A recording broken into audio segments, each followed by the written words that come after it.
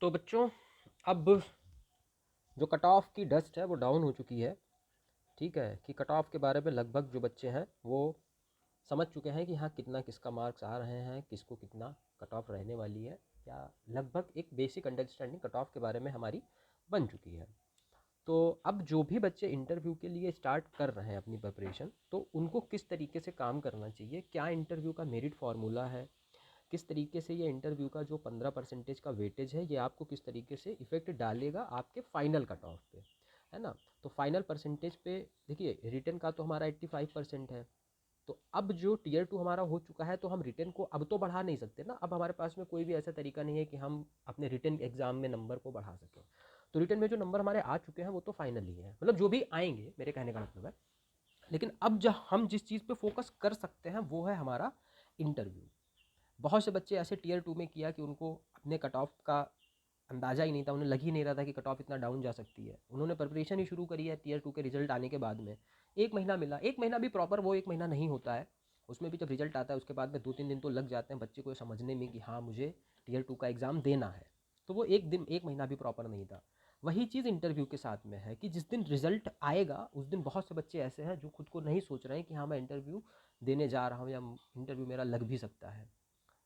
तो उन बच्चों को यहाँ पे फिर से दिक्कत आएगी। तो मेरा ये कहना है कि अगर आप थोड़ा सा पहले से प्रिपरेट शुरू कर देते हैं, क्योंकि ये 15 मार्क किस तरीके से 15% का जो वेटेज है इफेक्ट डालेगा आपके फाइनल कट ऑफ पे, उस चीज़ के बारे में देखेंगे।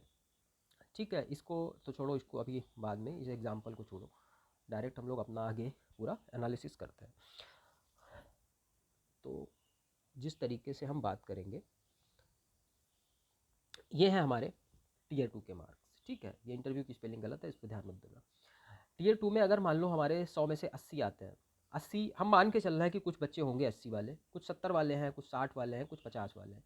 तो 85% का मतलब होता है कि 85% अगर ये ले रहे हैं तो हमारा 10 नंबर बनते हैं 8.5 का वेटेज, और एक नंबर हमारा बनता है 0.85 का वेटेज। ये हमारा टीयर टू के नंबर के हिसाब से बनता है। अब मान लीजिए किसी बच्चे के 50 नंबर आते हैं तो उसका वेटेज कितना बनेगा, 42.5। किसी के 60 आ रहा है तो नंबर बनेगा 51। 8.5 का अंतर आएगा 10 नंबर पे। ठीक, 10 नंबर के गैप में अंतर आएगा 8.5 का। ठीक, कि ऐसे किसी के 70 नंबर बनने हैं तो 59.5 का वेटेज आएगा, और 80 नंबर बनना है तो 68 नंबर आएगा। मैं अभी ये मान के चल रहा हूँ कि हाँ 80 से ऊपर वाले भी कुछ कैंडिडेट्स होंगे, 80 प्लस प्लस वाले भी कुछ कैंडिडेट्स होंगे, होंगे मतलब हो सकते हैं। ऐसा नहीं है कि 80 नंबर के ऊपर वाले बहुत ज़्यादा कैंडिडेट होंगे, ऐसा भी नहीं है। क्योंकि 30,000 में से 9,000 बच्चा लेना है, तो आप खुद इस चीज़ को सोच के देखिए कि 9,000 में कितने ही बच्चे होंगे जो 80 प्लस ला सकते हैं। और 80 प्लस लाने के लिए भी उनको 60 और 40 के हिसाब से करना पड़ेगा। अच्छा, 60 में 60 भी, 60 में 60 कोई बच्चा नहीं, मतलब नहीं ही है कोई बच्चा लाने वाला।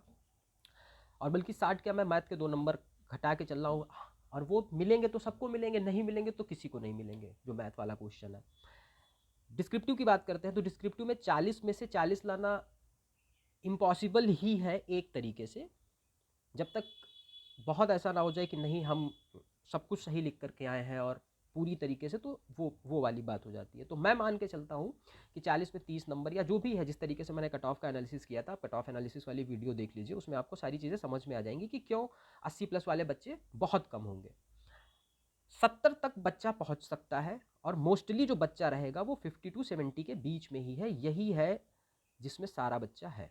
अब इसके बीच में किस तरीके से कंपटीशन होगा, क्योंकि इसमें कैटेगराइज हो जाएंगे बच्चे, और जो कैटेगरी का बच्चा यूआर की कट ऑफ को क्लियर कर रहा है वो यूआर में आ जाएगा, तो कैटेगरी का कट ऑफ नीचे जाता है। तो ये सब बेसिक चीज़ें हैं जो आपको प्रिपरेशन करने वाले हर लगभग बच्चे को पता होती है। इंटरव्यू की बात करते हैं। इंटरव्यू का क्योंकि 15% का वेटेज है, तो इसलिए 10 नंबर बनते हैं हमारे 1.5, और हमारा एक नंबर बनता है 0.5, क्योंकि इंटरव्यू भी हमारा 100 नंबर का है। पिछली बार इंटरव्यू हमारा 60 नंबर का था, टीयर टू भी हमारा 100 नंबर का है। ठीक है, तो इंटरव्यू में हम मान के चल रहे हैं कि 90 नंबर लाए जा सकते हैं। इंटरव्यू में 90 नंबर लाना इम्पॉसिबल नहीं है। ठीक है, 90 नंबर लाना इंटरव्यू में इम्पॉसिबल नहीं है। रिटन एग्जाम में 90 नंबर लाना एक तरीके से इम्पॉसिबल हो सकता है, मतलब एक तरीके से टफ होता है। मैं इम्पॉसिबल की बात वहाँ पे भी नहीं कर रहा हूँ, क्योंकि जब हाई स्कूल इंटर के परसेंटेज बनते हैं तो बच्चे के 99.9, 99.5%, 99.8 परसेंटाइल तक बच्चों का बनता है। जब इंटरमीडिएट का बच्चा इतना अच्छा लिख सकता है तो आप क्यों, मतलब तो कंपटीशन वाले क्यों नहीं लिख सकते। ये कई सारे आर्गूमेंट आ जाते हैं, लेकिन मैं उन आर्गूमेंट की बात नहीं करूँगा फिलहाल के लिए। 80 नंबर भी ला सकते हैं, 70, 60, 50। मैं फ़िलहाल मान के चल रहा हूँ कि 50 से कम नंबर वाले इंटरव्यू में भी बहुत कम कैंडिडेट होंगे, क्योंकि 50 से कम, या मतलब बहुत ही बेकार किसी का इंटरव्यू चला जाए तो वो 50 से कम नंबर हो जाएंगे। वरना इंटरव्यू में जो चीज़ें होती हैं, जिन चीज़ों पे आपको जज किया जाता है, जिस तरीके से आपका इवैल्यूएशन किया जाता है, उसमें पहली बात तो ड्रेस कोड ही है। अगर कोई बच्चा प्रॉपर फॉर्मल कपड़े पहन के, एक ड्रेस पहन के चला गया, तो उसी के उसको नंबर मिल जाने हैं।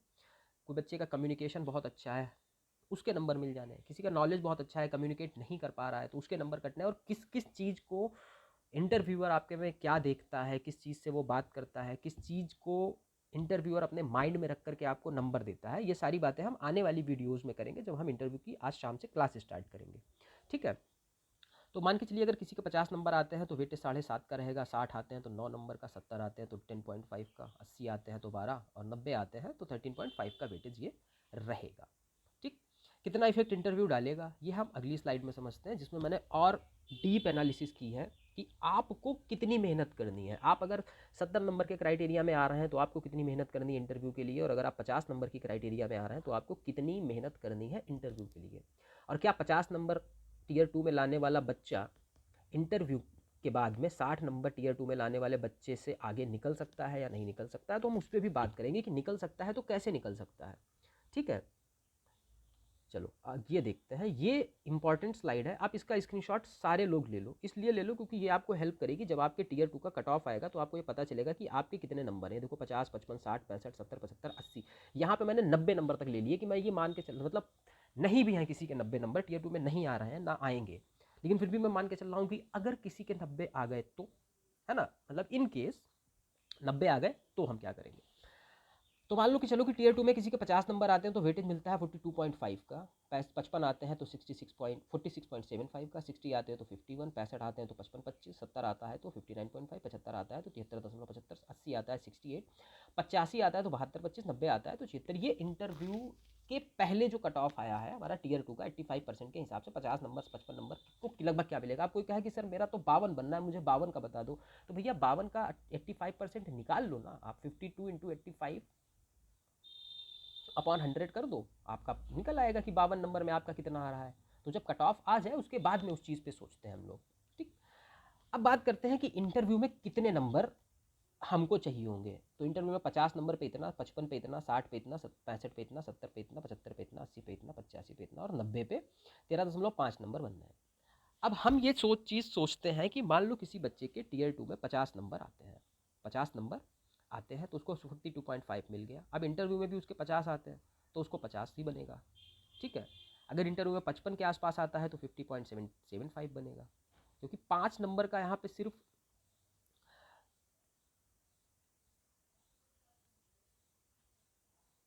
हाँ 5 नंबर का 0.75 बढ़ेगा 5 नंबर से। ठीक है, ऐसे 60 नंबर आता है तो 51.5 आते हैं, 65 आता है तो ये आप समझ लीजिएगा कि किसी के 65 नंबर, अगर किसी के कैलकुलेशन में 70 बनना है अभी, तो वो अपने हिसाब से देखे कि मुझे इंटरव्यू में कितने नंबर मेरे आएंगे, तो मेरे कितने बनेंगे, कि 67 बनेंगे या मेरे 73 बनेंगे। ये 73 नंबर है फाइनल जो मतलब मार्क्स आपके आएंगे आफ्टर इंटरव्यू वो। अब हम ये बात करते हैं कि क्या 50 नंबर लाने वाला बच्चा, जिसके टीयर 2 में 50 नंबर आए हों, वो टीयर 2 में 60 नंबर लाने वाले बच्चे से आगे निकल सकता है ना। तो हम इस चीज़ को देखेंगे। तो कहाँ गया, या जैसे 50 नंबर लाने वाला 55 नंबर वाले से आगे निकल सकता है क्या, तो बिल्कुल निकल सकता है। अगर हम इतने ही नंबर में देखें, हम 50 से कम इंटरव्यू के नंबरों को नहीं जोड़ें तब भी। अब आप 50 और 55 देखिए, कोई भी 5 नंबर के गैप पे देख लीजिए, जैसे 60 और 65 वाले को ही देख लीजिए, 5 नंबर का गैप अगर आपका किसी बच्चे से है तो आप कवर कर सकते हैं बहुत आराम से। 60 नंबर अगर आपका इधर है और इंटरव्यू में आपने मेहनत कर ली, 90 नंबर आप ले आते हैं तो आपका 64.5 बनेगा जा करके। और अगर 65 नंबर वाला बच्चा कम मेहनत करता है, 50 नंबर लेके आता है, तो उसका 62.75 बनेगा। अब ये 65 नंबर वाला बच्चा 64.5 से कम है। ठीक है, अब अगर 65 नंबर वाले बच्चे को 50 नंबर मिलते हैं, 62.75, तो आप कितने नंबर ला सकते हैं। तो आप अगर 80 नंबर भी लेकर के आएंगे ना तो भी आप 63 नंबर आ गए, और इसके यहाँ पे 62.75 था, यहाँ पे उसका 65 था। ठीक है, और इधर उसको 50 नंबर मिले, इधर आपने 80 नंबर ले लिए, तो आपका 63 बन गया, आप इस बच्चे से आगे हैं। समझ में आई बात, नहीं समझ में आई। 5 नंबर के गैप में आपको इंटरव्यू में मेहनत करनी है, क्योंकि अगर इसके 50 आ रहे हैं तो आपको 80 लाना है। आपको 30 नंबर की मेहनत करनी है, 30 नंबर आपको मार्जिन चाहिए होगा। 30 नंबर अगर आप एक्स्ट्रा ले आते हैं इंटरव्यू में तो आप 5 नंबर जिसके आपसे टियर 2 में ज़्यादा हैं आप उसको बीट कर सकते हैं। मोस्ट ऑफ द बच्चा 50 से लेकर के और ये 70 की क्राइटेरिया में ही है। मैंने ये 75, 80, 85, 90 रख दिया। अब 90 नंबर वाले बच्चे पहली बात तो है नहीं, और दूसरी चीज़ आपका कंपटीशन 90 नंबर वाले बच्चे से है भी नहीं ना। आपको 90 नंबर वाले बच्चे से कंपटीशन करना ही नहीं है। मतलब आप 90 नंबर वाले को कम्पीट कर भी नहीं सकते हैं, क्योंकि 90 नंबर वाले का टियर 2 का रिजल्ट जब इंटरव्यूअर देख रहा होगा तो उसे भी, इंटरव्यूअर को भी पता है कि कोई बच्चा 90 नंबर लेकर के आया है। वो इंटरव्यू में अगर कुछ भी लेकर के आता है, मतलब कुछ भी लेकर के आने का मतलब है, इंटरव्यूअर के सामने जब नंबर होते हैं, मार्कशीट होती है, तो इंटरव्यूअर इतना अंदाज़ा लगा सकता है कि बच्चा टियर 2 में 90 नंबर लाया, इसका मतलब बच्चे को नॉलेज तो है। नॉलेज के बेस पे उसको जो नंबर इंटरव्यूअर देगा वो तो देगा ही देगा। अच्छे कपड़े पहन लिए, वो उसका पॉजिटिव इफेक्ट है। 90 नंबर वाला बच्चा सिर्फ एक चीज़ में अपने नंबर खो सकता है, वो है नॉलेज डिलीवरी में, कि आपके पास में नॉलेज होना और आपको नॉलेज डिलीवर करना, ये दो अलग अलग चीज़ें होती हैं, अलग अलग स्किल होती है। बहुत ज़्यादा नॉलेज होने का मतलब ये नहीं है कि आप एक बहुत अच्छे टीचर बन सकते हैं, है ना। नॉलेज आपका थोड़ा सा कम भी हो, लेकिन टीचर वाली क्वालिटी आप में होनी चाहिए। आप में सिंपैथी होनी चाहिए, एम्पैथी होनी चाहिए, नॉलेज डिलीवर करना आना चाहिए आपको, आपको बच्चे को समझना आना चाहिए, आपको बहुत सारी और चीज़ें पता होनी चाहिए, आप में सीखने की क्षमता होनी चाहिए। अगर आप में सीखने की क्षमता नहीं है, इंटरव्यूअर को आपको ये दिखाई नहीं दे रहा है कि आपके अंदर सीखने की क्षमता है, आपको बहुत सी चीज़ें हैं, दुनिया की हर चीज़, एक इंसान दुनिया की हर चीज़ को नहीं जान सकता, लेकिन क्या आप में वो चाहत है सीखने की, कि आप जानते नहीं है ये बड़ी बात नहीं है, लेकिन आप जानना चाहते भी नहीं है, ये गलत बात है ना। कि आप जानते नहीं है ये अलग बात है, आप जानना चाहते भी नहीं है ये गलत बात है।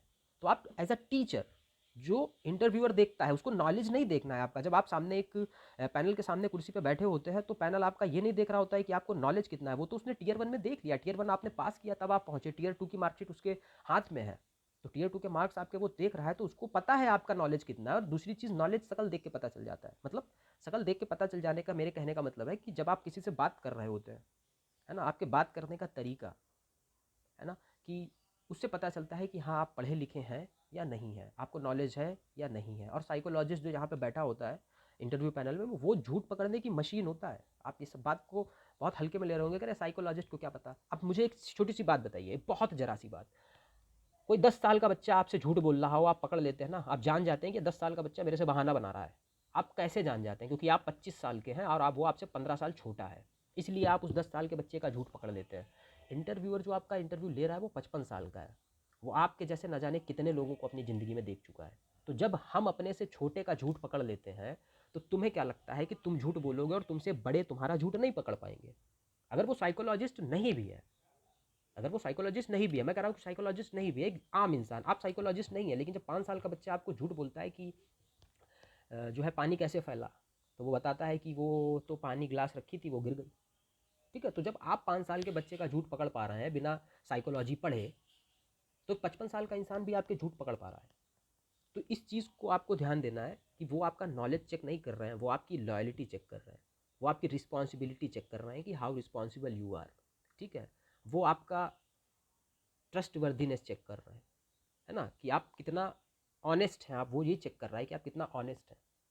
ठीक है, आप बच्चे को डील कर पाएंगे या नहीं कर पाएंगे, क्योंकि आप अगर पीआरटी की बात करूं तो 1 to 5 में, दूसरी चीज़ मैं पीआरटी की अगर बात करता हूं ना, तो 1 to 5 में कुछ बहुत रॉकेट साइंस का नॉलेज होना नहीं है, कि आपसे ये नहीं पूछ दिया जाएगा कि अच्छा ठीक है बताओ कि पीएसएलवी से जब रॉकेट लॉन्च करते हैं तो किस तरीके से रॉकेट लॉन्च होता है। ठीक है, मतलब जो मैं कहना चाह रहा हूँ, मे बी मेरी बात आप समझ पा रहे होंगे, कि 1 to 5 में आपको आपका सब्जेक्ट नॉलेज बहुत अच्छा होने की ज़रूरत नहीं है, लेकिन आपको जितना नॉलेज है वो नॉलेज आप अपने सामने वाले को डिलीवर कर पा रहे हैं या नहीं कर पा रहे हैं, ये ज़रूरी है ना।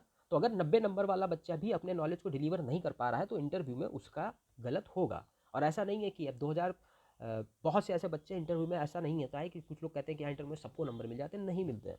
छोटी छोटी बात पे, छोटी छोटी चीज़ों पे नंबर कटते हैं। तो नंबर कटते भी हैं। तो फिलहाल हमने ये समझ लिया कि हाँ, कि 5 नंबर के गैप को फुलफिल किया जा सकता है आसानी से। 30 नंबर अगर आप इंटरव्यू में एक्स्ट्रा बना लेते हैं तो आप अपने अपने से 5 नंबर ज़्यादा वाले से आगे निकल सकते हैं, लेकिन 30 नंबर के लिए मेहनत करनी पड़ेगी। ठीक है, कि अब टियर 2 में जो हो गया वो हो गया। अब आप कुछ कुछ बच्चे अभी भी कंफ्यूज हैं कि मैं करूं या ना करूं, तो सीधी सी बात है, 50 नंबर कैटेगरी में और 60 नंबर यूआर में जो है, प्रिपरेशन शुरू करो, बेसिक चीज़ों को समझो, अपनी लैंग्वेज पे काम करो, अपनी कम्युनिकेशन पे काम करो, अपनी पर्सनालिटी पे काम करो, अपने बैठने के तरीके पे काम करो। ये चीज़ें अगर आप काम कर लेते हैं ना, तो ऐसा नहीं है कि मैंने तो कम्युनिकेशन अपनी अच्छी कर ली, मेरा इंटरव्यू नहीं हुआ, आप तो मेरी ज़िंदगी बर्बाद हो जाएगी। अरे भाई, कम्युनिकेशन अच्छी कर ली तो ये पूरी लाइफ आपके काम आएगी। ऐसा तो है नहीं कि आपने 50,000 का कोई बैच ले लिया है और वो 50,000 रुपये दे के आपने इंटरव्यू की प्रिपरेशन की तो 50,000 रुपये बर्बाद हो गए। बेसिक चीज़ों पे तो आप काम कर सकते हैं ना। आप ये समझ सकते हैं कि हाँ, फॉर्मल कपड़े पहनने की प्रैक्टिस कर सकते हैं। आप घर में फॉर्मल कपड़े पहन के घूमिए, है ना। तो घर में फॉर्मल कपड़े पहन के घूमिए तो आप फॉर्मल कपड़े में कंफर्ट होंगे, मतलब कंफर्टेबल रहेंगे। ऐसा नहीं है कि आप लोअर टी शर्ट पहने घूम रहे हैं, या कुछ लोग जैसे कैजुअल कपड़े पहनते हैं या सेमी फॉर्मल पहनते हैं, स्पोर्ट्स वियर पहनते हैं। तो उन लोगों के ये क्या होता है कि जब वो पहली बार फॉर्मल पहनते हैं तो थोड़ा सा अनकंफर्टेबल फील करते हैं खुद में, कि उनको नहीं अच्छा लगता है कि ये शर्ट मैंने टक इन कर रखी है, ये नहीं ठीक लग रही है, या हाथ की स्लीव्स की जो मतलब स्लीव्स जो है बटन बंद है, तो उनको नहीं कंफर्ट फील होता है। तो आप उसमें कंफर्टेबल हो जाए, इसलिए आप घर में फॉर्मल पहनना शुरू कर दीजिए। फॉर्मल पहनना शुरू कर देने का मतलब ये नहीं है कि आप अभी जा करके नए कपड़े खरीद करके ले करके आएंगे और डेली नए नए कपड़े खरीदेंगे। फॉर्मल पहनने का मतलब, अगर आपके पास फॉर्मल कपड़े हैं तो आप उन्हें पहनिए, नहीं तो आपके पास में जो है जीन्स है, शर्ट को इन करके पहनना शुरू करिए, है ना। फॉर्मल कपड़े पहनने की प्रैक्टिस कीजिए, अपनी लैंग्वेज पे काम करिए। अगर आप बहुत तेज बोल रहे हैं तो कोशिश करिए कि आप थोड़ा सा अपनी आवाज़ में, अपनी वॉइस में थोड़ा सा ठहराव लेकर के आए, कि पाउस अपनी बातों के बीच में लेकर के आए। बहुत से लोग, आप सुना होगा आपने, मतलब सब नेट चलाते हैं, सब इंस्टाग्राम चलाते हैं, आप कभी किसी अच्छे इंसान को सुनिए, मैं अच्छे इंसानों के नाम नहीं लूँगा, मतलब आप सुनिए, आप देखिए लोग कितना अच्छे से बोलते हैं। कि वो नहीं कहा जाता है कि अजीब सी दौलत है तुम्हारी बातों में, बात करते हो दिल खरीद लेते हो। तो उस तरीके से कि सामने वाले को लगना चाहिए कि आप एक एजुकेटेड इंसान हैं। ठीक है, अब ये 5 नंबर की बात हो गई। अब बात करते हैं 10 नंबर के गैप को फुलफिल करने की। तो मान लीजिए किसी के 60 नंबर है, तो 60 नंबर में मैक्स वो बना सकता है अपने 64.5। 10 नंबर किसी के ज़्यादा है, 70 नंबर। तो 70 नंबर वाला अपना अगर 50 नंबर भी लाता है तो उसके बनते हैं 67।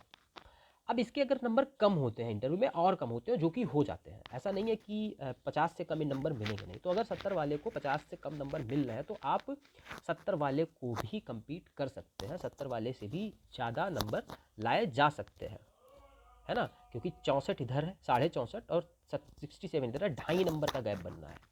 ठीक है, 2.5 नंबर फुलफिल करने के लिए अगर ये थोड़ा सा और गंदे काम, मतलब और गंदे आ जाता है, इंटरव्यू और गंदा कर देता है, तो आपको इसको भी 10 नंबर वाले को भी बीट किया जा सकता है। मेरे कहने का सिर्फ मतलब ये है कि 5 नंबर वाले को तो किया जा सकता है, 30 नंबर बढ़ा के आप 5 नंबर वाले को बीट कर सकते हैं 30 नंबर से, और ऐसे ही 70 वाले को भी बीट कर सकते हैं। अगर 70 वाले को 30 नंबर मिल रहे हैं तो आप उससे आगे निकल सकते हैं, 10 नंबर का भी गैप फुलफिल किया जा सकता है। बस उस 10 नंबर के गैप को फुलफिल करने के लिए भी आपको मेहनत करनी पड़ेगी, जो कि आपको अभी से शुरू करनी पड़ेगी। ठीक, आई होप कि ये सारी बातें आपको समझ में आ गई हो। तो इसका स्क्रीनशॉट ले लीजिए, जिस दिन आपका रिजल्ट आए वहाँ उसमें यहाँ से देखिएगा कि आप इनमें कहाँ पे आ रहे हैं।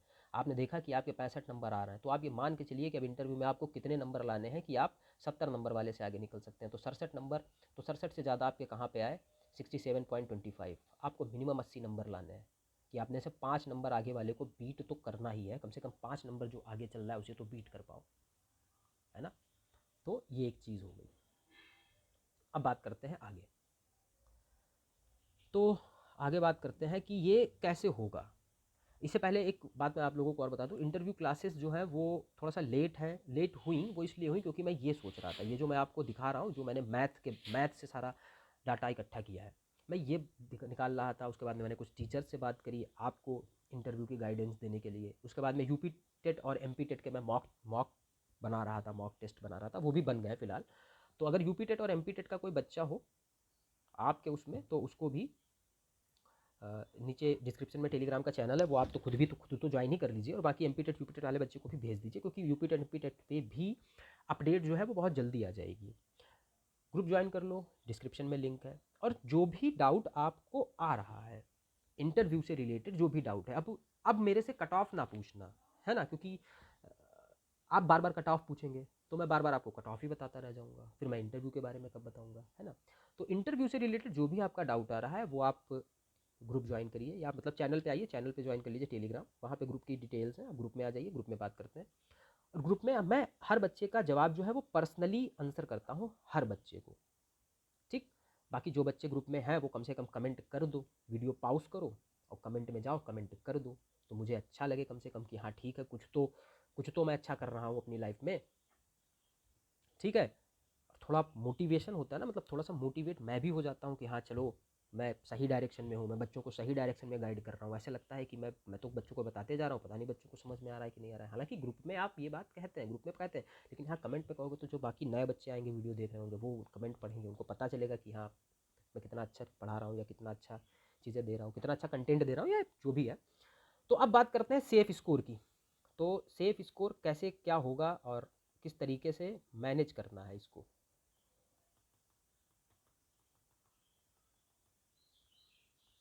अब बात करते हैं। तो सबसे पहले तो आता है कि टॉप स्कोरर। टॉप स्कोरर वो जिनके कट ऑफ से 20 से ज़्यादा नंबर है, जिनके 20 से ज़्यादा नंबर कट ऑफ से बन जाए। उनका क्या है कि उनको अपनी बेस लाइन मेंटेन करके चलनी है कि कोई बच्चा उनसे आगे ना निकल पाए। उन्हें ये कोशिश नहीं करनी है कि मतलब टॉप करने की तो कोशिश हर बच्चा करता है, हर बच्चा चाहता है कि मैं के वी टॉप कर दूँ, मैं टॉप टॉप 10 में आ जाऊँ, या टॉप टॉप लिस्ट में आ जाऊँ। लेकिन अगर एक टॉप स्कोरर अपनी में बॉर्डर लाइन को मेंटेन भी करके चलता है ना, तो भी वो उसका सिलेक्शन हो जाएगा, कोई दिक्कत नहीं है।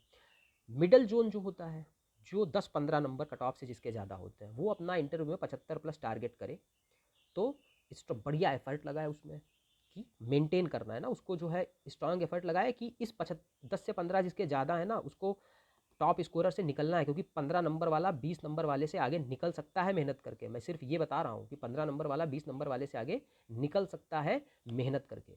नहीं समझ में आई बात? तो इसको स्ट्रांग एफर्ट्स लगाने हैं। फिर बच्चों से मैं उनसे बात करता हूँ जो बॉर्डर लाइन पे है। बॉर्डर लाइन वाले बच्चे क्या करें, जिनके 1-2 नंबर या 5 नंबर तक ज़्यादा हैं, 5 नंबर भी जिनके ज़्यादा हैं वो भी बॉर्डर लाइन पे ही अपने को समझ सकते हैं। 5 नंबर वाला भी 10 नंबर वाले से आगे निकल सकता है, तो इसको भी अपना मैक्सिमम एफर्ट देना है, टारगेट करके चलना है कि 90 प्लस लेकर के आना है। क्योंकि ये 90, 75 और 60 का रेशियो मैंने अभी बताया था कि अगर 60 नंबर लाने वाला बच्चा 5 नंबर से आगे है आपसे, तो आपको 30 नंबर ज़्यादा लाने हैं, आप 5 नंबर से आगे निकल जाएंगे। ये तो मैंने 5 नंबर की बात लेकर के चल रहा हूँ ना। बहुत से बच्चे ऐसे होंगे जैसे आपके 62 हैं, आपको 64 वाले से आगे निकलना है, तो 2 ही नंबर का तो गैप है। इधर 2 नंबर का, 2 नंबर के गैप को आप उधर इंटरव्यू के 20 नंबर एक्स्ट्रा ले आइए, आप आगे निकल जाएंगे। तो कंपटीशन है, अब है। हालांकि पहले भी था, 30,000 बच्चा था तो क्या कंपटीशन नहीं था? टीयर 1 में जितना भी बच्चा हो, केवी ने डाटा नहीं दिया, तो क्या कंपटीशन नहीं था? कंपटीशन तो है, अभी भी है। तो कंपटीशन है तो हमको compete करना पड़ेगा। कि ये कहने से नहीं हो सकता अरे मैं तो बॉर्डर लाइन पे था, क्या ही इंटरव्यू देता। तो आप तो मेहनत करिए ना, कि नौकरी मिले ना मिले वो अलग बात है, आप मेहनत भी ना करें ये गलत बात है। तो अब मेहनत करिए, और इंटरव्यू की जो भी स्किल्स होती हैं उन पे काम करना बिल्कुल भी किसी भी तरीके से बुरा नहीं है। नॉलेज कभी भी किसी भी चीज़ का वेस्ट नहीं होता है, नॉलेज कभी भी किसी भी चीज़ का वेस्ट नहीं होता है। अगर आपने किसी चीज़ की अच्छे से प्रिपरेशन कर रखी है तो आप ये नहीं कह सकते कि अरे मैं तो उस चीज़ की प्रिपरेशन कर रखा था, उसमें मेरा नहीं हुआ तो वो वेस्ट हो गया। वेस्ट कुछ नहीं होता है। फिर आगे बात करते हैं और इसमें क्या हो सकता है। तो ये आपने 85-15 का मैथ जो है वो पूरी तरीके से समझ लिया, ठीक। क्यों, कैसे समझा? क्योंकि मैथ है, मैथ जो है वो ब्रूटल है लेकिन प्रेडिक्टेबल है। मुझे मैथ की सबसे अच्छी जो बात लगती है वो यही लगती है कि मैथ तब तक गलत नहीं हो सकती जब तक कैलकुलेशन गलत ना हो। अगर आपकी कैलकुलेशन सही है तो आपका आंसर भी सही आएगा, आपको जो रिजल्ट मिलेगा वो सही मिलेगा। अपना जोन ढूंढो और अपने टारगेट नंबर को लिखो कि आपको लग रहा है कि हाँ आपके 70 नंबर आ रहे हैं, तो आप टारगेट करिए आपको मिनिमम कितने लेके आ रहे हैं। 90 नंबर तो सब सोचते हैं कि हाँ ठीक है 90 नंबर मैं इंटरव्यू में लेकर के आऊँगा, सब सोचते हैं। टीयर 2 में भी सबने यही सोचा होगा कि अरे सरल पेपर आएगा और ये कर दूंगा, मैं 60 में 50 इधर ले आऊँगा, 40 में 30 उधर ले आऊँगा, 80 नंबर मिनिमम लाने हैं मुझे। लेकिन अभी उन्हीं उन्हीं बच्चों के जो 80 नंबर अपने माइंड में सोच के चल रहे हैं, तो उनके ही अभी 66 नंबर बनना है।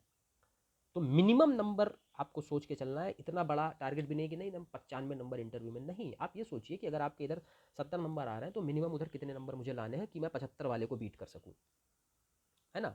कि हाँ 60 नंबर मेरे आ जाते हैं तो मैं 75 वाले को किसी तरीके से बीट कर दूंगा, 70 आ जाते हैं तो मैं बीट कर दूंगा। तो अपने नंबर को, वो टारगेट अपना लॉक करो, ठीक है। And build your preparation around exactly what the final merit list requires. जब फाइनल लिस्ट आ जाए उसके बाद में आपको जितनी मेहनत करनी है उतनी मेहनत करो। The math doesn't lie, let it dictate your strategy.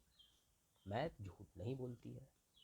आप आपकी जो भी स्ट्रैटेजी हो आप उस पर काम करना शुरू करिए, और बाकी आप आश्रय मिश्रा को फॉलो करिए, ठीक है।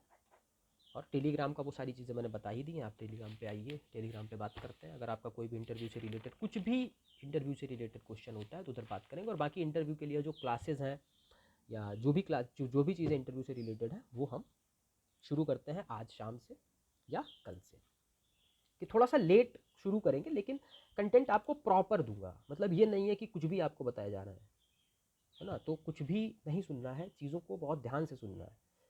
कि पर्सनलाइज्ड क्वेश्चंस मैं दूंगा कि अगर आपने बीएससी कर रखा है तो आपसे क्या क्वेश्चन पूछे जाएंगे, बीए कर रखा है तो आपसे क्या क्वेश्चन पूछे जाएंगे, अगर आपने मास्टर्स कर रखी है तो क्या क्वेश्चन बनेंगे आपकी मास्टर्स को लेकर के, अगर आपने बीकॉम कर रखा है, एमबीए कर रहा है। बहुत से बच्चे ऐसे हैं जो बीबीए एमबीए करके टीचिंग लाइन में आ गए, तो उनसे क्वेश्चन क्या बनेगा। लास्ट टाइम 2023 में एक बच्चे से कह दिया गया था, वो बीसीए किया हुआ था, उसे कह दिया गया था कि कोर्स तो तुमने कॉर्पोरेट सेक्टर के कर रखे हैं और आप आना टीचिंग सेक्टर में चाहते हैं, क्यों। मुझे मतलब हाँ, इंटरव्यू ने ये भी बोला था कि मुझे आपके कोर्सेज देख करके ऐसा लग रहा है कि आपके लिए कॉर्पोरेट लाइफ जो है वो बेटर लाइफ है। तो अब वो बच्चा हालांकि उस क्वेश्चन का आंसर दे पाया या नहीं दे पाया वो तो बात की बात है, लेकिन इस तरीके के क्वेश्चंस भी आपसे पुट होते हैं। तो बस बाकी तैयारी करते रहिए, आश्रय मिश्रा को फॉलो करिए, कमेंट करिए जितने अच्छे अच्छे कमेंट कर सकते हैं। बाकी मिलते हैं टेलीग्राम पे, और फिर जब रिजल्ट आएगा तब तो मिलेंगे ही।